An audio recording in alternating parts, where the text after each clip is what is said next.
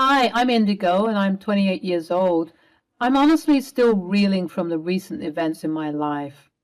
My family has always had some drama, and recently a lot of stuff went down. But to tell you what happened, I need to give you some background information.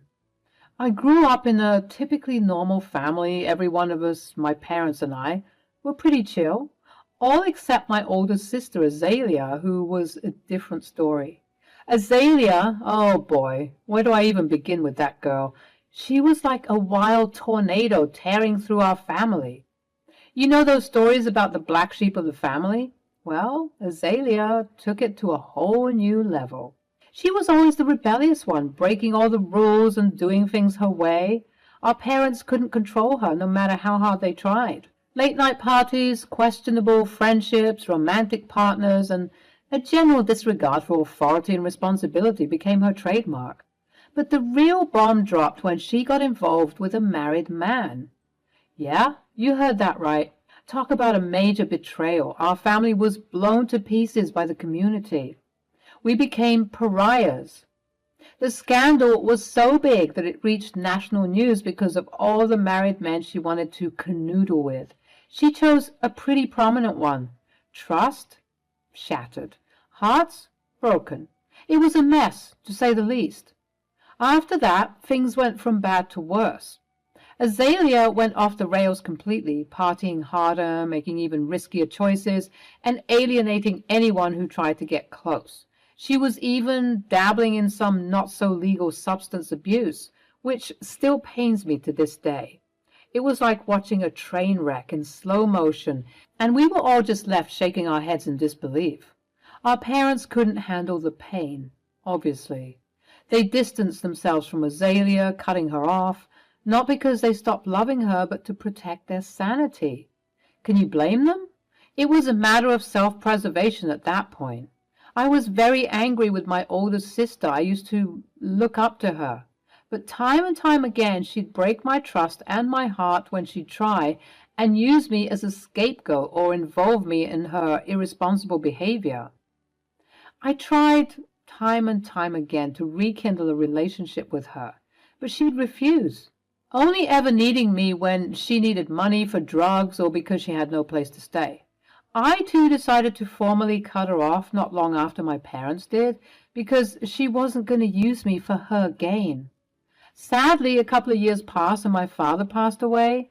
The news was so shocking, and I was so sad because he didn't even get the chance to say goodbye to one of his children, estranged or not. I was trying to reach out to Azalea despite everything that had happened. I thought maybe, just maybe, this would be a moment when our family could put aside the past and come together in the face of loss. Maybe, just maybe, something good could be bred out of my dad's passing. But boy, was I wrong. When I called her and asked if she would come to the funeral, her response was like a slap in the face. She said she had better things to do. Can you imagine? Our own father's funeral, and she couldn't be bothered to show up? The anger boiled inside me, and I let loose on the phone. Azalea, please, just put aside your selfishness for once and come to Dad's funeral. It's the least you can do to honor his memory. Oh, how touching! The prodigal daughter returns, begging for my presence at a funeral. Sorry, Indigo, but I've got better things to do than waste my time on that. You have no respect. Dad is gone, and all you care about are your selfish desires? How can you be so heartless? Azalea, true to form, fired back with her usual indifference. She scoffed and said, "Why would I waste my time on that? I've got a life to live." That was it. That was the final straw. I felt so stupid for believing that she'd change. I made up my mind right then and there that I never wanted to see or hear from her again. The pain of losing our father was already unbearable, and her callousness only made it worse. This isn't about you, Azalea. It's about paying our respects and coming together as a family in our time of loss. Can't you see that? Oh, how noble of you, Miss Perfect. Always playing the dutiful daughter. Well, count me out. I won't be a part of your little charade. You know what? Fine, don't come. I don't want you there anyway. You've proven time and time again that you don't care about anyone but yourself. Suit yourself, Indigo. Have fun mourning Daddy without me. That's exactly what I plan to do. And when this is all over, don't ever expect to hear from me again. I'm done with you, Azalea. Whatever, Indigo. Good riddance. And with those words, the line went dead. The anger and disappointment welled up inside me, mixing with grief of losing our father. It was clear that Azalea's absence would leave a void, but at that moment, I knew it was a void I had to accept, forever this time. The day of the funeral arrived, and people gathered to pay their final respects, but there was still no sign of Azalea. I told my mom about our fight, and she said that she'd sorted out, but it seemed as though she had failed. Azalea was nowhere to be seen. It hurt, you know, to see the absence of a sister who should have been there supporting us in our time of need. After the burial, my mom and I returned to my home, coupled with some close friends and family members to continue the funeral. Instead of grieving slowly and quietly as we intended, something horrific burst through the door. There she was, stumbling through the door, wearing a bright pink mini dress that clashed with the somber and black atmosphere. It was as if she had been out partying, completely intoxicated, and to top it all off, she started spewing nonsense, adding insult to injury. Azalea stumbled into the house completely wasted. She knocked over some glasses, breaking them and causing a total ruckus. It was a hot mess, and I wasn't having any of it. We started yelling at each other, making a scene that had everyone cringing. Seriously, Azalea? What the hell are you doing? This is not the time or place for your drunken shenanigans. Oh, come on, Indigo. Dad wouldn't want us all sulking. Let's celebrate his life, damn it. Celebrate? Are you freaking kidding me? Can't you see how freaking inappropriate this is? Show some respect for once. Respect? Easy for you to say, Miss Perfect. You've always been the goody two-shoes, haven't you? Don't you dare start with me, Azalea. Our voices clashed, filled with frustration and years of pent-up anger. The room was tense, and it felt like our relationship hit rock bottom.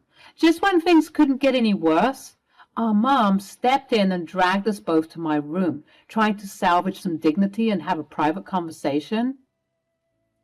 Girls, enough is enough. Let's talk like adults and find some common ground. Fine, let's talk, but don't expect rainbows and unicorns. Suddenly, my mom and I heard sobbing. It was coming from Azalea. I'm sorry, Mom. Indigo, I've screwed up so many times. You already know that. I need help. Serious help. And Dad's passing made me realize how lost and lonely I've truly been. I've missed you guys for a long time, actually. But my pride and stubbornness wouldn't let me. I'm a wreck. Everyone knows that. But I want to change. I want to do better. It might be too late for me to reconcile things with Dad, but I'm hoping it's not too late for us. My mom softened at her words. Although she and my dad decided to cut her off all those years ago, I could clearly see that as a mother, being without her child was tearing her apart. I, on the other hand, needed some convincing, but seeing my sister's face crumple with anguish, whether it was directed at herself, her circumstances, or both, made me soften too. Finally, I said, Azalea, if I'm being honest, I don't know if I can believe you anymore. But seeing you like this, owning up to your mistakes, at least it's a start. The weight of the past seemed to lift as we hugged, tears streaming down our faces. It was a bittersweet moment of reconciliation, a fragile bridge built over years of hurt and misunderstandings. At that moment, I realized that family, despite all the crap, could find healing and forgiveness. So after the funeral, things seemed to be looking up for Azalea. She decided to move back in with Mom, and for a while it seemed like she was doing well. Mom would call me every now and then, giving me updates on Azalea's progress and how proud she was of her for making positive changes in her life. It was a glimmer of hope, you know. But then, just when we thought things were finally settling down, my mom called me in a panic one day. She sounded worried and distressed, and I could tell something was seriously wrong. "Mom, what's going on? Why are you so panicked?" "Indigo, it's Azalea. She's gone. And she took Dad's credit cards, jewelry and clothes, and even raided our pantry. I woke up to this mess and found a note from her. I have no idea where she went." "Are you serious, Mom? After all that has happened? She pulls another stunt like this? I can't believe it." "I don't know what to do, Indigo. She's caused so much trouble, and now I'm worried about the credit cards. What if she racks up huge debts?" "Take a deep breath, Mom. We'll handle this. I'm the representative of Dad's estate, and it's my responsibility to protect his assets. I'll contact the credit card companies immediately and let them know to begin deactivating Dad's account." "Thank goodness you're here, Indigo. I don't know what I would do without you. I feel so betrayed and hurt by Azalea's actions." "I understand, Mom. It's a tough situation, but we'll get through it together." "Thank you, Indigo. I appreciate your help and support. It's times like these when the family needs to stick together." How typical. Once again, I was feeling stupid for trusting that idiot again. I wanted to hold on to hope, but clearly I was wasting my energy. I had had enough of Azalea hurting this family. She had really broken Mom's heart with her actions, and I was ensuring that she would pay for her foolishness. "It's a shame that we have to protect this family from another family member." "What family member? She is dead to me. I'm just glad that she changed her name all those years ago, and so she isn't officially tied to us anymore. Good riddance." I was shocked to hear these words coming from my mom. She must have been well past her breaking point. Although it was shocking to witness my mom act this way, she did give me an idea when she said Azalea changed her name many years ago as part of her rebellious act to distance herself from us. It had been a month since Azalea's shocking disappearance and her despicable act of stealing from Mom and Dad. I couldn't believe what I was seeing on her social media. She was flaunting her lavish lifestyle, clearly enjoying what she was buying from the credit cards she stole. If you thought that was bad, she even started tagging both Mom and me in her posts, as if she wanted us to see how carefree and extravagant she was being. Azalea was clearly seeking attention with her behavior, tagging us in every post, hoping to get under our skin. But we weren't going to stoop to her level. We knew that engaging with her would only fuel her ego and validate her attention-seeking tactics. So we remained silent, refusing to dignify her actions with any response. Then, one day, out of the blue, I received a call from Azalea. I was reluctant to even answer, but I gotta say, part of me was really curious about what she had to say, so I answered. She sounded smug and arrogant, taunting me for not acknowledging her posts or commenting on her extravagant spending sprees. But I stayed calm and nonchalant, refusing to give her the satisfaction of a reaction. "Hey there, Indigo. Long time no talk. I've noticed you've been quiet lately, ignoring all my fabulous posts." "Oh, hey, Azalea. Yeah, I've been busy focusing on more important things. Your posts didn't really catch my attention." She was clearly irritated at this point. "What's your deal? Why are you so calm about everything? You should be furious with me." "Look, Azalea, your actions speak for themselves. I'm not going to let your behavior control my emotions. I've chosen to move on and prioritize honoring Dad's memory instead of getting caught up in your reckless antics." Azalea started shouting at me on the phone, calling me every nasty word in the book, but still, I didn't retaliate. I didn't fight back. I let her have her diva moment, knowing that she'd be receiving a rude awakening pretty soon. You think you're better than me, don't you? Well, guess what? I've spent a whopping $20,000 on Dad's credit cards. I couldn't help but laugh. This sent her even further down the spiral of anger. Azalea, your attempt to provoke me won't work. Your actions only reflect poorly on you. I've moved beyond letting your behavior affect me.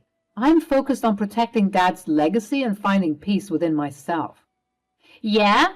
Good luck doing all of that rainbow pretty BS when you and Mom have to scrounge up the funds to pay off my debts? Ha! How do you feel about this? Honestly, Azalea, I feel sorry for you. What? Why? Because you have no idea what you've just done. Azalea was huffing and puffing, talking about how I had no idea what I was talking about, but it was her who had no idea.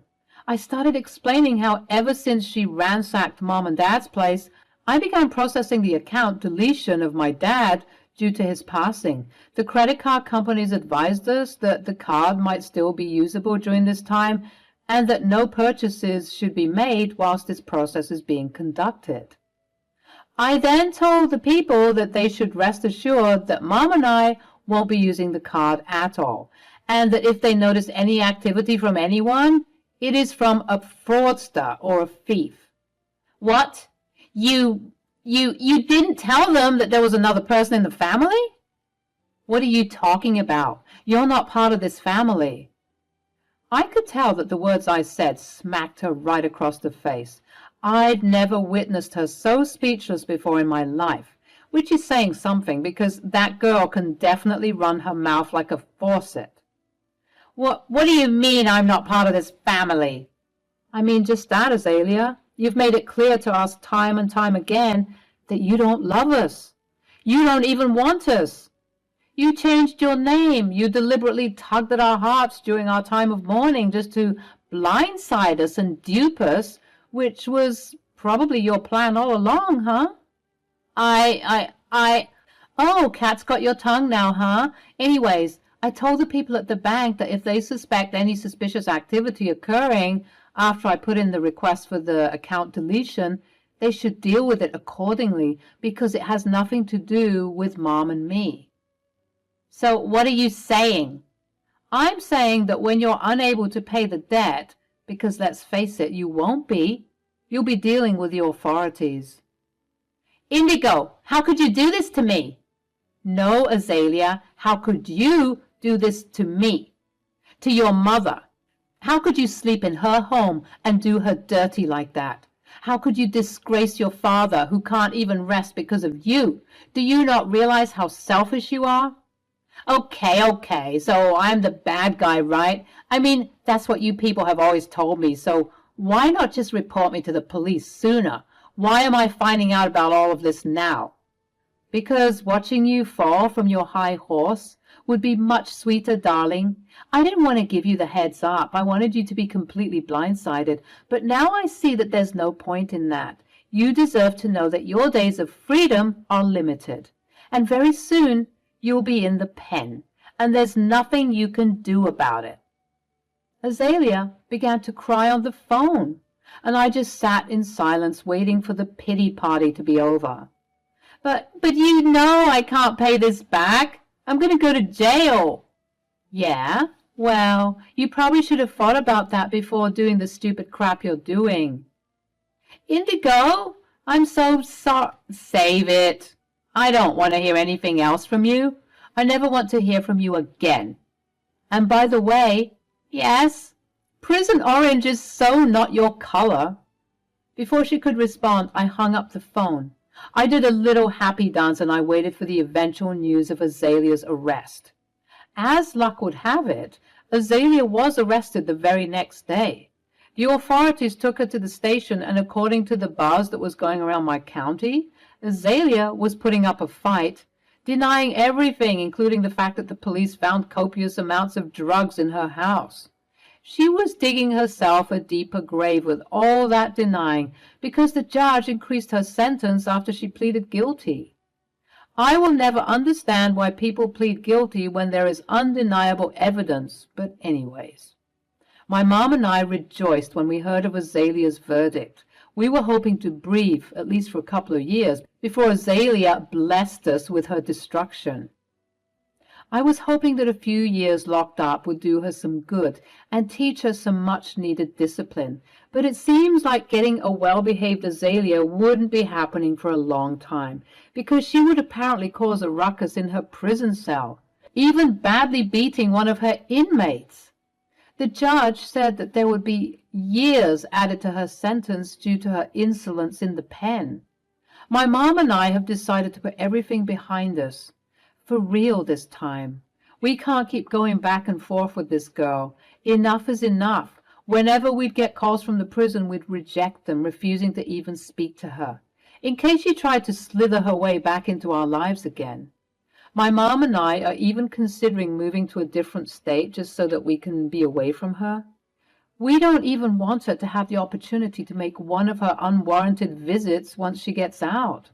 And besides, after Dad's passing, I'm sure my mom wants a change of scenery as well, so we've seriously been considering moving away from all the mess and drama that's happened in our lives. It's such a shame that things ended for Azalea this way, but I was just glad that I finally managed to get my revenge on Azalea from all those years ago. I'm glad that I let her dig her own grave deeper and deeper into debt because of her foolishness. I just hope that some part of her has learned her lesson, but if not, I definitely know that I'm done caring about her in any way, shape, or form at this point.